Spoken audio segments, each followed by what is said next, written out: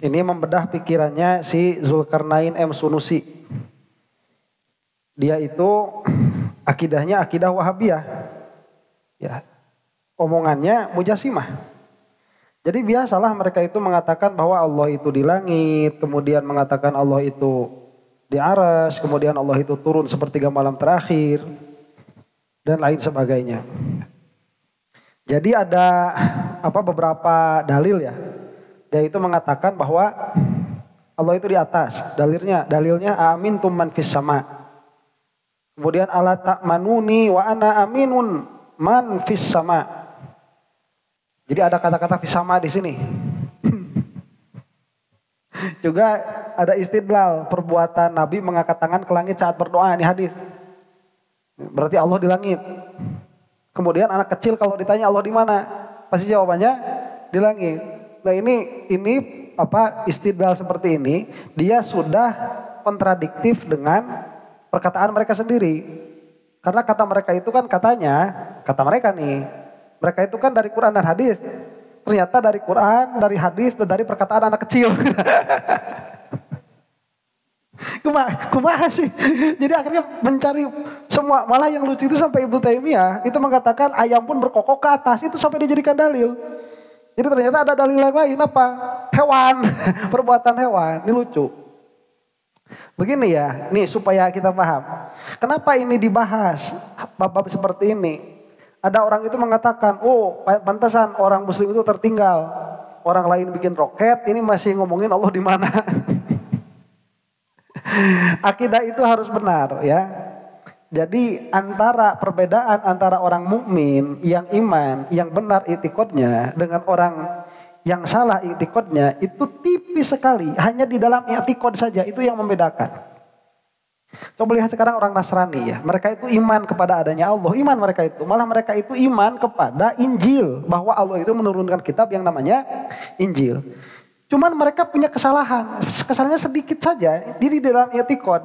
Kalau kita itu punya keyakinan Nabi Isa itu bukan anak Allah. Mereka punya keyakinan Nabi Isa anak Allah. Hanya keyakinan berbeda sedikit. Yang ini tidak, yang ini iya. Itu semua kebaikannya terhapus. Malah nanti misalkan ya ini masih muslim malah.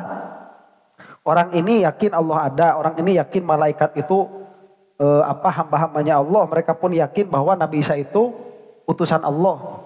Tapi di dalam Sahih Muslim disebutkan nih, ada orang, ya saya lupa namanya siapa. Orang ini mengatakan bahwa perbuatan kita itu ikhtiroi oleh kita. Kita sendiri yang mengerjakannya. Ditanyakan hal itu kepada Ibnu Umar, kata Ibnu Umar itu ana bariun minhu. Aku ini berlepas diri darinya. Jika dia punya emas sebesar sebanyak gunung Uhud, kemudian emas itu disedekahkan, maka Allah tidak akan menerimanya. Dalam pengertian apa? Dia kafir, sudah keluar dari Islam. Jadi yang membedakan seseorang itu mukmin atau tidak itu di dalam i'tiqad. Jika i'tiqadnya salah, maka bisa jadi dia tidak dihukum. Bukan bisa jadi dalam keadaan-keadaan yang usul, dia itu sudah keluar dari agama Islam. Cuman dia tidak sadar. Nah, orang itu sekarang bisa begini, dia punya i'tiqad, kemudian dia cari-cari dalilnya di dalam Al-Quran, pasti bakal ketemu. Pasti bakal ketemu. Contoh misalkan ya, ada orang punya i'tiqad Allah di mana-mana. Yang mana kata kita, nih, itu benar apa salah? Allah di mana-mana itu. Jelas salah kan? Karena kalau misalkan ada mana, benar Allah di mana-mana. Ya jelas banyak, dan itu pun yang dikatakan sama si Zulkarnain M. Sunusi ini. Jadi dia berkata dengan lawazim. Kalau Allah, jadi kata dia itu Allah di mana-mana salah. Jelas kan salah, karena kalau Allah di mana-mana berarti banyak itu kan lazim akli. Ya, itu lazim akli. Nah sebetulnya kalau orang punya i'tiqad Allah ada di mana-mana, kemudian cari dalilnya di dalam Al-Quran, itu bisa ketemu. Ada ayat di dalam Al-Quran itu, fa'aina matuwallu fathamma wajhullah. Kemanapun kalian menghadap, disitulah ada Allah. Atau sebutlah disitulah wajah Allah. Jadi wajah Allah itu di mana-mana. Karena kemanapun kamu menghadap, di situ wajah Allah. Atau orang punya keyakinan wajah Allah itu bulat. Jadi mengelilingi semua. Di mana-mana wajah Allah itu. Dalilnya itu. Bisa nggak orang punya kesimpulan kayak gitu? Ngambil dalil itu. Bisa. Apakah bisa dibenarkan? Tidak bisa dibenarkan. Karena maksud dari ayat itu bukan itu. Karena maksud dari ayat itu ada konteksnya. Fa aina matuwallu fatamma wajhallah, fatamma wajhullah. Itu maksudnya apa? Kalau kamu tidak tahu arah kiblat, maka berusahalah sebaik mungkin kamu menuju kiblat. Menurut ijtihadmu kemana? Nggak jadi masalah. Sholatnya nggak harus diqodho. Itu maksudnya. Cuman karena Al-Quran ini ala haddil ijaz, dia itu adalah susunan kalam. Yang mana susunan kalam ini diberikan oleh Allah kepada Rasulullah SAW lewat malaikat Jibril, yang mana susunannya ini sampai membuat orang-orang yang ahli bahasa Arab tercengang dan mereka tidak bisa membuat yang semisalnya. Itu adalah pengertian dari Al-Quran. Makanya nanti perbedaan Al-Quran dengan hadis qudsi di situ. Al-Quran mas susunan lafadznya itu ala haddil ijaz. Hadis qudsi tidak. Seperti yang terkenal itu, ana inda dhanni abdi bi. Itu tidak ijaz itu. Dari Allah bukan itu. Dari Allah lewat malaikat Jibril. Lewat malaikat Jibril diberikan kepada Nabi Muhammad. Iya, Quran bukan. Bukan, karena tidak sampai haddul ijaz. Nah, untuk memahami sampai haddul ijaz ini kita harus punya yang namanya apa? Fasohah dan baligh. Kalau kita sudah punya itu, nanti kita akan bisa memahami. Nah, kalau buat orang zaman sekarang, jangankan sampai bab itu, sampai bab bisa baca kitab nggak salah pun susah. Ya. Atau misalkan ada orang nih, dia punya i'tiqad sedari awal bahwa Allah itu dua. Bisa dia cari dari Al-Quran itu dalilnya. Wa huwa fis sama'i ilahun wa fil ardi ilahun. Ya, di langit ilah, di bumi pun ilah. Jadi ada dua ilahnya. Bisa orang itu punya i'tiqad bahwa Allah itu menyatu dengan diri kita. Dalilnya dari Al-Quran juga bisa. Anu akrobu ilaihi min hablil warid.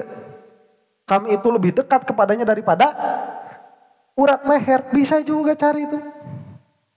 Malahan bisa juga orang itu punya i'tiqad Allah itu di antara dirinya dengan Ka'bah tatkala dia sholat. Dari hadis, dia ada hadisnya nih dari Rasulullah. Mana? Idza kana ahadukum yusolli fala yabsuq qibala wajhi. Apabila salah seorang dari kalian itu sholat, maka janganlah meludah ke depan. Fa innallaha qibala wajhihi idza sholat. Karena Allah itu ada di depannya jika dia sholat. Nah, terus Allah itu kalau lagi sepertiga malam kita sholat, Allah di depan kita begitu? Apa di langit? Terus dari segi terjemahan juga salah. Nih bahasanya siapa? Bahasanya aamintum man fis sama. Apakah kalian merasa aman dengan yang ada di dalam langit, bukan di atas langit itu kalaupun mau diterjemahkan. Bukan alas sama, tapi fisama. Ari fisama kalau diterjemahin itu di atas langit apa di dalam langit? Di dalam langit. Kalau keyakinannya si Wahabi di mana? Di atas langit. Udah bohong lagi. Jadi ini bohongnya udah kebangetan si Wahabi ini mengatakan bahwa ini dari Quran, ini dari hadis lah. Terus Quran yang mengatakan Allah lebih dekat mau gimana? Hadis yang mengatakan Allah di antara orang yang sholat dan Ka'bah gimana? Makanya ya, bab tentang Allah, tentang i'tiqad ini harus selesai sebelum Al-Quran. Sebelum baca Quran harus selesai dulu. Makanya kenapa dalilnya kita itu akal. Karena kalau dalilnya Al-Quran, semua orang yang punya i'tiqad apapun tentang Allah bisa mencarinya di dalam Al-Quran. Karena Al-Quran ini tadi ala haddil i'jaz. Dia itu harus dipaham dengan konteks. Di antaranya dengan tata bahasa yang benar dan dengan konteks yang benar. Sekarang kalau dicopot-copot aamintum man fis sama, kemudian langsung dikatakan Allah itu di atas langit, bohong juga lah. Terjemahannya fis sama kok di dalam langit bukan di atas langit. Kemudian kedua yang dimaksud bukan itu. Aamintum man fis sama itu maksudnya apakah kalian itu kalau siapa? Syekh Abdul Qadir Al-Jilani itu aamintum adzaba man fis sama. Apakah kalian itu apakah kalian itu merasa aman dari siksa yang mana siksa itu bisa diturunkan dari Allah langit? Itu perkataannya Syekh Abdul Qadir itu di dalam tafsir Syekh Abdul Qadir. Sudah saya bacakan kemarin. Ya Ibnu Katsir pun demikian perkataannya. Jadi semuanya berkaitan dengan siksa, dengan azab. Nah, jadi tidak bisa kita itu mengatakan Allah dianu dengan dalil Al-Quran. Karena Al-Quran itu dia ada yang qat'iyut tsubut, qat'iyut dalalah, ada yang qat'iyut tsubut. Apa itu? Qat'iyut tsubut, zonniyut dalalah. Dalalahnya zon. Nah, zonniyut dalalah itu ya yang belajar usul fikih paham lah ya. Nah, ala kulli halin, makanya kita itu memakai lazim akal. Memakai lazim akal. Sedari awal kita tahu bahwa yang namanya ilah itu tidak boleh terbatas. Kalau Allah di langit begitu, atau di atas langit lah katakan begitu, berarti Allah terbatas. Sedangkan Allah terbatas mustahil. Begitu pula kalau itu meliputi, ya enggak juga meliputi, karena kalau meliputi terbatas juga karena alamnya terbatas. Oh kalau gitu di luar alam nggak bisa juga. Atau di mana? Makanya jangan nanyain di mana. Kalau nggak mau nanya jangan nanyain di mana. Karena di mana itu min makulatul ain. Sedangkan ain tidak kena kepada Allah, maka Allah mah tidak sah disebut di mana. Ustaz pan Rasulullah itu berkata ainallah fi sama. Jangan balik lagi ke hadis. Dan itu mah nanti banyak zahir hadis yang bisa ditafsirkan oleh siapapun yang mendukung akidah dia sedari awal. Makanya nih, si Wahabi itu termasuk Zulkarnain, Sunusi ini, dia itu sebelum baca Quran, sebelum baca hadis memang sudah punya keyakinan Allah di atas. Sebelum baca Quran, sebelum baca hadis. Iya, sudah punya keyakinan Allah di atas. Makanya tatkala aamintum man fis sama, langsung disebutkan Allah di atas. Padahal bahasa juga bukan Allah, bahasanya fi. Ar-Rahmanu alal arsy istawa. Langsung Allah di aras, di atas lagi. Kemudian Allah turun ke langit. Ke langit dunia, di atas lagi. Anak kecil kalau ditanya di mana Allah, di atas, dijadikan dalil lagi. Ayam kalau berkokok kemana ngelihatnya? Jadi dalil lagi. Emang dari awal dia mah udah punya keyakinan kayak gitu. Iya. Adapun nanti yang Allah, hadis-hadis yang menyatakan tidak seperti itu ditakwil. Yang mengatakan tadi itu Allah di antara musolli dan Ka'bah ditakwil. Allah lebih dekat daripada urat leher ditakwil. Yang tadi enggak. Fa aina ma tuwallu fatsama wajhullah ditakwil. Itu bodohnya. Makanya Al-Qur'annya jangan dulu dibahas. Kita bahas dulu Allah dengan sifat-sifatnya bil akli sebelum membaca Al-Qur'an. Setelah ini selesai dengan lawasim aklinya, baru kita membaca Al-Quran, kita akan tahu mana yang dalalahnya qat'i, mana yang dalalahnya zanni, mana yang bisa dimaknai secara zahir, mana yang dimaknai secara majaz. Itu nanti disebutnya apa? Qarinah akliyah. Ya, insya Allah kalau kalian mau paham, dan bukan buat kalian, ini mah buat siapa ini? Zulkarnain, Sunusi, nama aja Sunusi. Ya, kayak Imam Sanusi, malu-maluin, akidah mujasimah begitu. Malu-maluin, yang bener.